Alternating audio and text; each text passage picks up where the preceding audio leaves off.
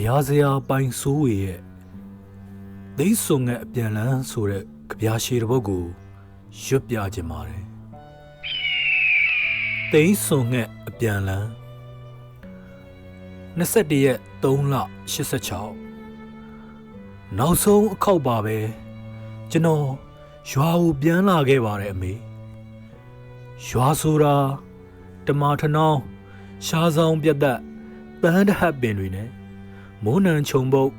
ရှားပင်ငုတ်တူနီညိုညိုကြောက်ခဲလုံးတွေနဲ့ထမ်းပင်မြင့်မြင့်ကြီးတွေကြားကတဲကလေးတစ်လုံးပါအဲ့ဒီတဲကလေးတဲ့အမေလဲလျောင်းနေပေါ့အမေကျွန်တော်ရောက်လာပြီအမေခြေစုံကိုပွေ့ဖက်အတန်မထွက်ပဲကျွန်တော်ငိုတယ်ထမ်းပင်မြင့်မြင့်ကြီးတွေပေါ်ကရွှေရောင်ကြောက်တွေတရှဲရှဲမြည်လို့ကျွန်တော်ကိုစကားမပြောခြင်းလို့အမေသွားတွေတင်းတင်းစစ်ထားသလားကျွန်တော်ကိုမမြင်ခြင်းလို့အမေမျက်လုံးတွေမှိတ်ထားသလားထကြည့်ပါဦးစကားပြောပါဦးအမေရဲ့ဟောအမေကိုသူတို့ဟိုးမှာမကြီးပင်တွေစိမ့်စိမ့်ညွညွနဲ့ဇရက်အိုအိုကြောက်တုံးနီညိုညိုတွေစီထားတဲ့တင်းညာကြီးဆိုတဲ့နေရာကိုပို့ကြတော့မလို့တဲ့လဲဘိန်းကိုပြင်ဆင်ပြီးကြပေါ့အမေအလောင်းကိုခေါင်းထဲထည့်ကြပေါ့ကျေးစီကိုရိုက်နှက်ကြပေါ့ကျွန်တော်မငိုပါဘူးအမေငိုလို့မရတော့ဘူးအမေမြေးကလေးတွေကျွန်တော်တူနဲ့တူမလေးတွေသူတို့ငိုပါစေအမေသားသူတို့ရဲ့အဖေကျွန်တော်အကိုကြီးအမေသမီးသူတို့ရဲ့အမေကျွန်တော်အမသူတို့မောင်နှမအမေအရင်စောစောစီစီဟောဒီလောကကြီးတွေကထွက်ခွာသွားကြတော့မိတဆိုးဖာတဆိုးဟောဒီကလေးလေးတွေအမေအတွက်သူတို့ငိုပါစေအမေအတွက်သူတို့မျက်ရည်တွေဟာထိုက်တန်ပါတယ်အမေကျွန်တော်ကတော့ຫນွေဥရက်တွေအကြောင်းတချင်းမဆိုနိုင်တဲ့ကိုအောင်ငှက်တကောင်ရဲ့ကြေကွဲမှုလို့ရာခင်းထဲကအမေဘဝကိုအဝေးကပဲတန်တပူဆွေးခဲ့သူပါအမေနေကောင်းပါစေအမေအားထာဝရလှုပ်ကြွေးပြုစုနိုင်သည့်ကိုဖြစ်ရပါလို့ဤညအိယာဝင်ရင်ထဲလှုပ်ခတ်ပဲ့တင်ထက်ခဲ့တဲ့ခွန်အားမဲ့ဆူတောင်းတန်များကြားရှည်လျားလုံးတဲ့ညတွေသာခန္ဓာကိုယ်ပေါ်တိတ်ဆိတ်စွာကြေပြုံးခဲ့ရာမနေ့ကတော့အမေဆုံးပြီးအမြန်လာတဲ့ကုသိုလ်ကျမနှုံချလို့လားဆူတောင်းများမပြေဝခဲ့ဘူးအမေကမွေးပေမဲ့အမေကိုလုံမကျွေးနိုင်ခဲ့တဲ့ဟောဒီခန္ဓာကိုယ်ကြီးဟာဘာအသုံးကျတော့မှလဲအဲ့ဒီလိုနောင်တတရားတွေကနှလုံးသားကိုကုတ်ချစ်ဘဝဆိုတာကိုလည်းမကြေမနက်ဖြစ်မိပေါ့ကျွန်တော်မငိုရဲတော့ပါဘူးအမေငိုဖို့ရရှက်လာပါတယ်အမေနဲ့အတူအမေကိုခြေစုပ်လက်နဲ့ပြုခဲ့တဲ့ဟောဒီကလေးလေးတွေသူတို့ငိုပါစေကျေးစီကိုသူတို့ရိုက်နှက်ကြပေါ့လဲဘိန်းကိုသူတို့တွန်းကြပေါ့ဟောနီညိုညိုကြောက်တုံးတွေကြားကယထာတစ်စင်းဟာအဝေးကိုထွက်သွားပြီဟိုးလွန်ခဲ့တဲ့နှစ်20ဒီရွာကလူငယ်ကြေးတော်သားတယောက်ဒီရွာကိုပြန်ရောက်မလားယထာဟာသူ့ကိုအဝေးသို့ခေါ်ဆောင်သွားခဲ့သူနဲ့သူစီးသွားတဲ့ယထာအကြောင်းလူတွေမေ့ကြပေါ့ပြောဆိုအမှတ်ရသူတစုံတရာမှမရှိတော့အဲ့ဒီလူငယ်ဟာအခုအမေအလောင်းအမေခေါင်းကိုဖက်ပြီးငိုနေတဲ့ကျွန်တော်ပဲပေါ့အမေဟောဒီရာခင်းတွေကြားအမေနေတိုင်းလှုပ်ရှားခဲ့တာကျွန်တော်မမြင်နိုင်ခဲ့ဘူးအမေသမီးကျွန်တော်အမရဲ့ယောက်ျားကထမ်းရည်သမားထရေချိုးအမေသားကျွန်တော်အကိုကြီးရဲ့မိန်းမကမီးရက်ကျိုးမျက်စိတစ်ဖက်ကွယ်သူတို့တွေနဲ့ကြံရစ်ခဲ့တဲ့အမေမြီးကလေးတွေနဲ့အတူထညက်ကျိုးထင်းခွေရေခတ်ငတ်မသေးဖို့အမေရုန်းကန်နေခဲ့တဲ့နေ့တွေမှာကျွန်တော်သာဟိုးဝေးမှာပေါ့ဟိုတနေ့ကတရွာလုံးမီးလောင်ပြကြ အဲ့ဒီကလေးကအမေဟာရွာထဲကိုပြန်မရောက်အိမ်ပြန်မဆောက်နိုင်ထမ်းမင်အောက်ကတထဲမှာအမေအနေကြာခဲ့ပါတယ်အမေရေကျေးစီကိုရိုက်နှက်ကြပေါ့လဲဘိန်းကိုသူတို့တွန်းကြပေါ့ဟိုးအနောက်တောင်တော်တန်းကထမ်းမင်ရိပ်ပြားမှာနေလုံးဟာတဖြည်းဖြည်းညိုခဲ့ပေါ့တောင်သူတလေရာမီးငွေတွေလွင့်တက်လာပေါ့ဟိုတောင်ကမူကမ်းမှာမျက်စားနေတဲ့နွားမတွေကအမေကိုနှုတ်ဆက်နေကြသလားတိန်းဆောင်တဲ့အပြန်လမ်းမှာကြီးကန်းတွေကတုတ်ကရဲနဲ့ရွာဘက်စီပြန်ပြေးကြပေါ့နီညိုချင်းအိမ်ပြန်လမ်းမှာတော်ရန်ရှိုးမြောင်ဟိုနောက်တောင်နဲ့မှောင်မဲမဲကကျွန်တော်ဘဝကိုမဝါမျိုးမီကလေးဘဝအရွယ်ငငယ်တုန်းကလေတောင်ရိပ်တောင်ကြားတပင်ဖြားမှာမာရက်နေတစေတွေလားအမေရေတစေဆိုကျွန်တော်ကြောက်လာကြီးတညာသာပြူစောထီးဆိုလားရဲဘော်ပြူဆိုလားတကားကိုတအားခောက်နွားကောက်ဆန်းမြန်လုံးတနက်တွေထုတ်ချိန်ပြီးအခိုင်အခန့်လဲရစဉ်နဗျာညိုတရှင်းတဲ့အတူလဲမောင်ပို့ဆိုပြီးအဖေကိုခေါ်သွားရွာနောက်ဘက်တောအုပ်ကြားကတနက်တန်တစ်ချက်ကြားလိုက်ရအဖေရေကျွန်တော်တို့မိသားစုဘဝ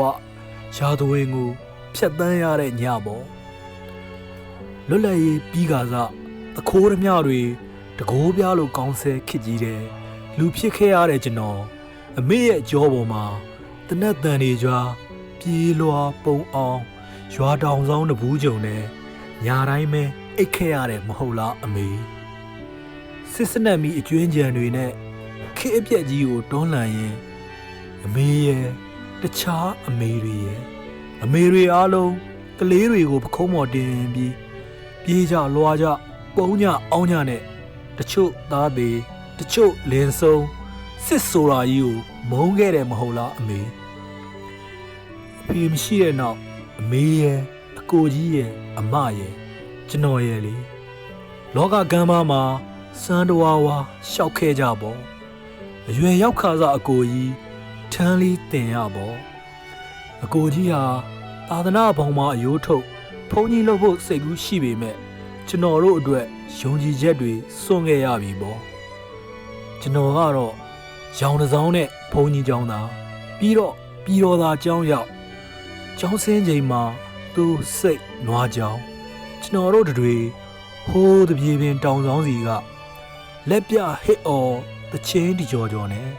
ခွေးခေါ်ဗရက်တူးဟင်းရွက်ခူးယုံရှာတောင်ယာလုတ်သူထင်းခုတ်သူတွေထညက်ကြိုသူထမ်းတက်သူတွေ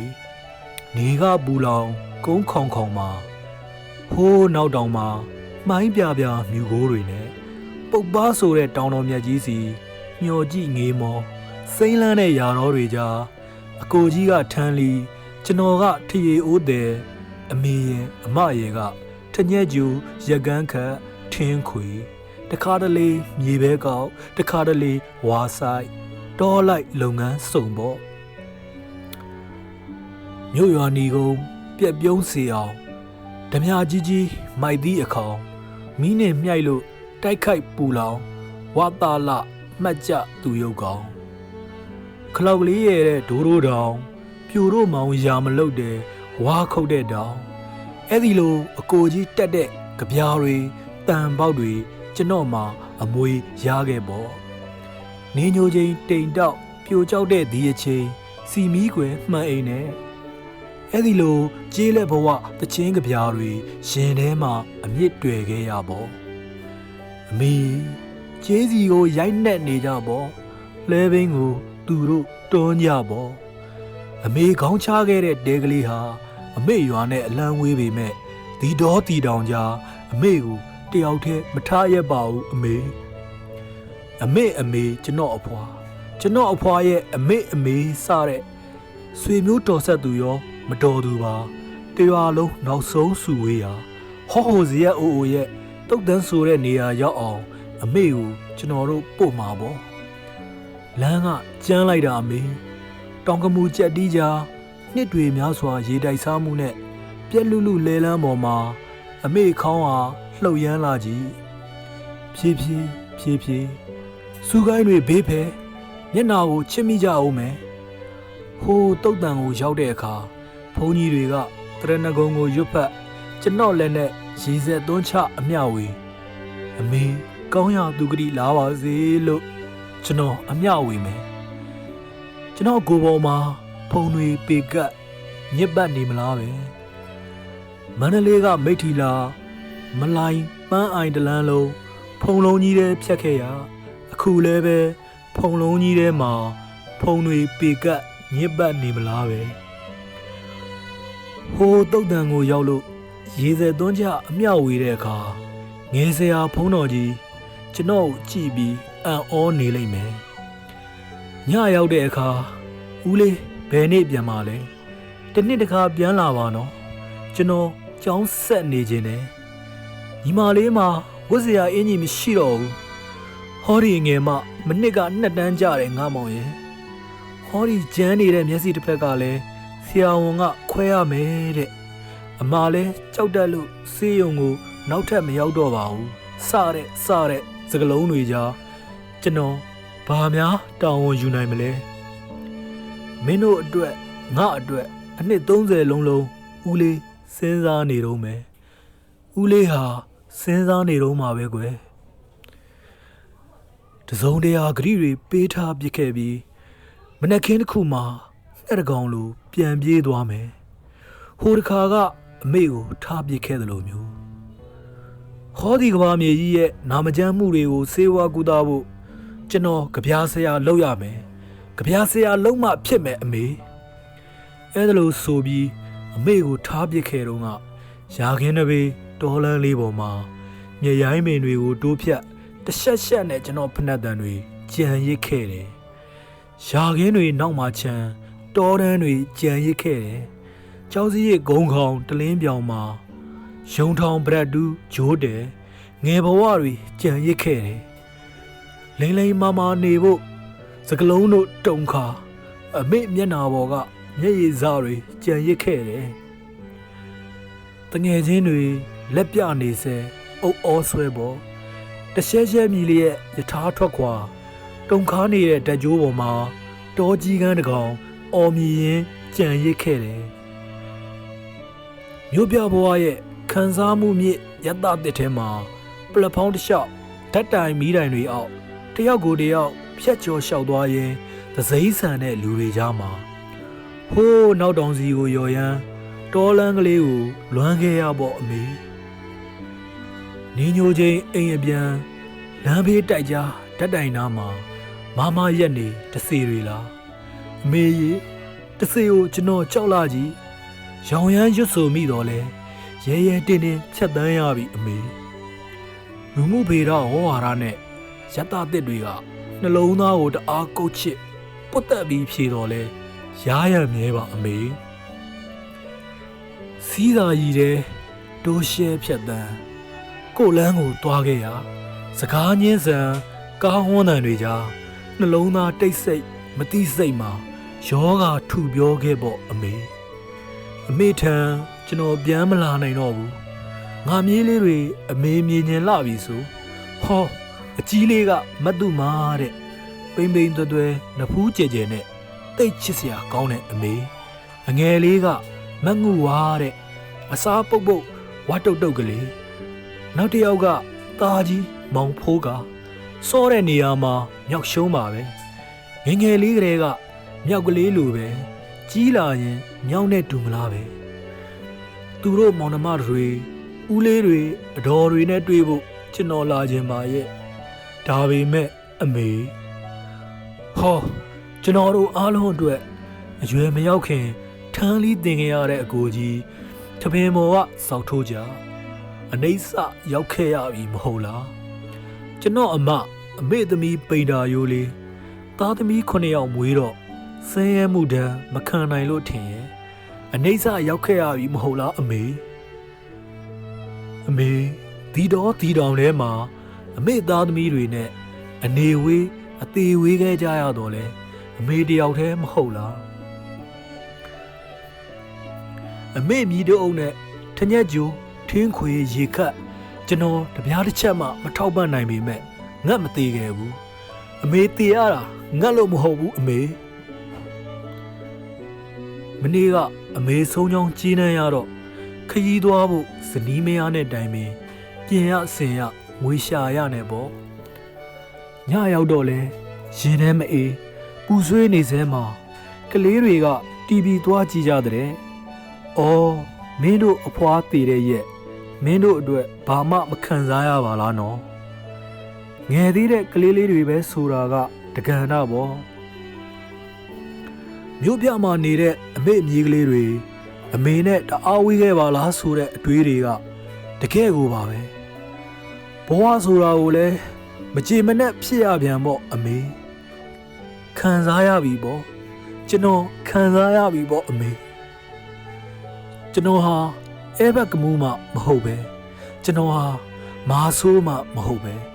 အခက်အခဲတွေရှိပေမဲ့ကျွန်တော်ဟာဗုဒ္ဓဘာသာဗမာယဉ်ကျေးမှုတွေကလူတစ်ယောက်ဖြစ်နေပဲအသက်ရှင်နေစေပါအမေအမေအမေအမေရေကျေးစီကိုရိုက်နှက်ကြပေါ့